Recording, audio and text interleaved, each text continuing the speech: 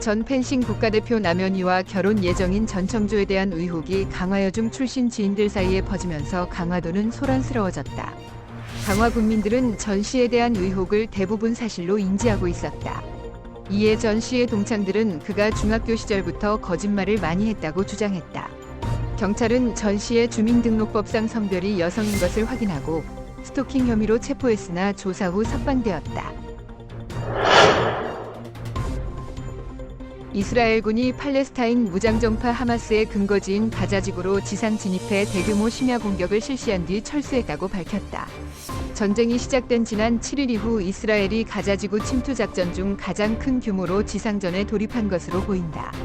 이스라엘 총리는 이번 작전을 전면적 지상작전으로 설명하며 군의 투입 시점은 전시내각의 합의에 따라 결정될 것이라고 밝혔다. 윤석열 대통령이 박정희 전 대통령의 추도식에 박근혜 전 대통령과 함께 참석했다. 이는 민생과 보수통합을 강조하기 위한 조치로 해석되고 있다. 윤 대통령은 추도사에서 박정희 전 대통령의 경제성장과 국민통합에 대한 의지를 강조하며 박근혜 전 대통령도 국민통합을 강조하는 발언을 했다. 이로써 윤 대통령과 박 전 대통령이 함께 자리하는 모습은 보수진영의 통합을 도모하기 위한 계기로 평가되고 있다.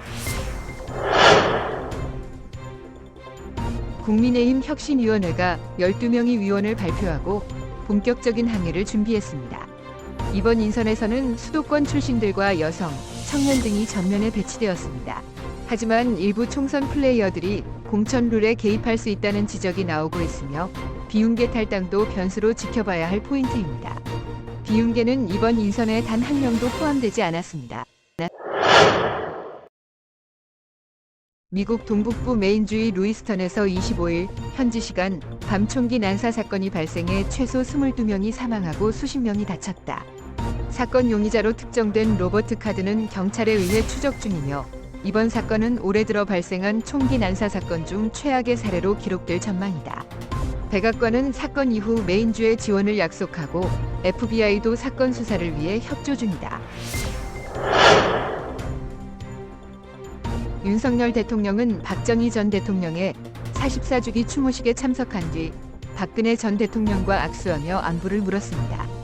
윤 대통령은 추도사에서 박정희 대통령의 하면 된다 정신과 자부심을 강조하며 세계의 정상들에게 박정희 대통령을 공부하라고 당부했습니다. 이번 추모식은 현직 대통령이 참석한 첫 번째 추모식이었으며 윤 대통령과 박근혜 전 대통령은 17개월 만에 만나 대화를 나누었습니다.